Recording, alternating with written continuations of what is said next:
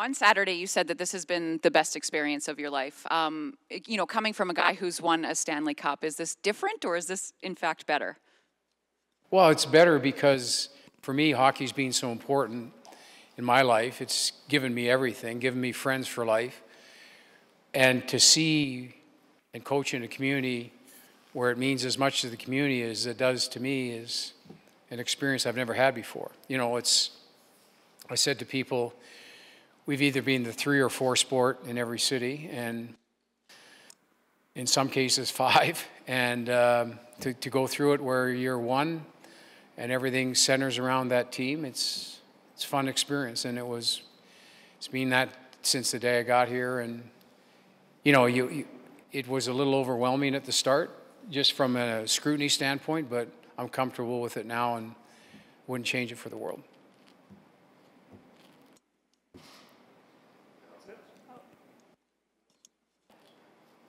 Just wanted to ask a little bit about Koskinen.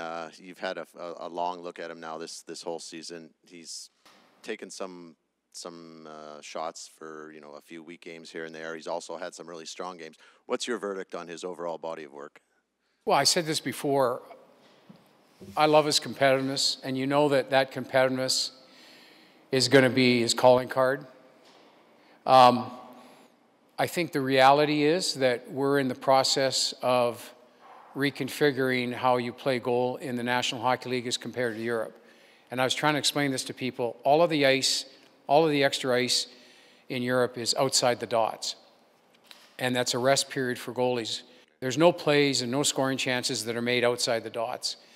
So you can take your time setting your position. You can't do that here. He's got no choice but to set his position earlier. And when people talk about the glove, this is not the glove. This has nothing to do with it. It's the legs. And when he learns to spend, that can only be done over time, but when he learns to set quicker, and he's getting better and better, where he's very accomplished at it now, but he needs to be elite at it. When he gets to that, and then we sort out the puck handling, communication with the defenseman, which is different again in Europe than it is here. Those 2 elements are the 2 areas that when he gets better at, we're going to be able to see his competitiveness on a nightly basis. But you can't speed that process up, and we're working on it every day. But to me, he's going to be a guy that's never going to give up on a puck. He never quits on anything, and that's going to be his calling card, which is going to be a real strength. Ken, just specifically with Gambardella and Curry, they both had around 25 goals in the American Hockey League. How have you seen them adjusting to the NHL, and are there any specific things maybe you've seen them learning about trying to create chances and get those areas here? We just talked about that a couple of days ago. The NHL is creating separation. The NHL is a one-on-one league where you're trying to find a 2-on-1 and you're trying to create separation. When they first came up, and until the last probably 10 days, they struggled in that element. And that is that things are so much quicker up here, things are so much faster up here, that it takes time to create separation. Now you see them creating that separation. So because they're 2 great competitors, you don't know over time where that's going to grow to, because once you figure that out, once your thinking speeds up, then you don't know what a guy's going to be. But if he's a scorer, he's a scorer. And they've both proven to be scorers down in the American Hockey League. So if their pace gets higher, then they look like they could play in the NHL. And that's what we're hoping for. Is the improvement in the last 10 days in both guys is being substantial.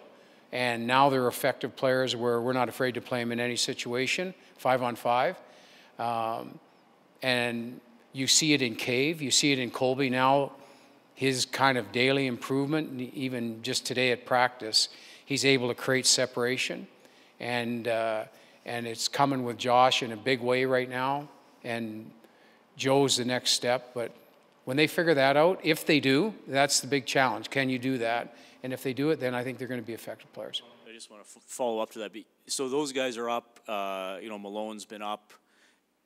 In terms of having those guys here at this time, and I'm sure you discussed this with Keith too, and you would have seen other players like this in your career, sort of that balance between maybe some nights in the NHL they're playing 8 minutes, or you even have to scratch them in terms of where they're one of the leading players on the AHL team. How do you balance that for a player's development and needs of a team? Well, I don't think there's any experience that you have at the NHL level is going to help you, whether when you're an older player. If a guy's 20 years old, that's a whole different story.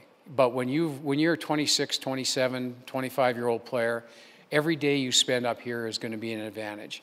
You get to practice at a certain tempo. You get to play at a certain tempo. There's a certain energy in the games. And it's a completely different game at the NHL than it is in the American Hockey League. And to me, as a player that's been through it and played in the American League for more than 2 years, getting a chance to spend every day up here that you can is an advantage because, again, like I said, the biggest difference is pace. And you can talk about it and you can work on it, but you have to experience it. And you see dramatic improvement. It took a few months, but you see dramatic improvement in the last 10 days in 2 players for sure. Ken, Jujar wasn't out on the ice today. Is there any sort of update? He skated 2 days ago and was still sore, so we kept him off the ice today. He's going to skate before practice tomorrow, and then we'll see from there. But I would say he's day-to-day, but we're not sure if he's going to be a player for tomorrow. Okay, thanks. Oh, sorry. Just going back to Koskinen for a minute, he's obviously played a ton since the trade of Cam Talbot. I'm just curious what you've seen in him being able to handle that workload positively, negatively. How have you found that with him?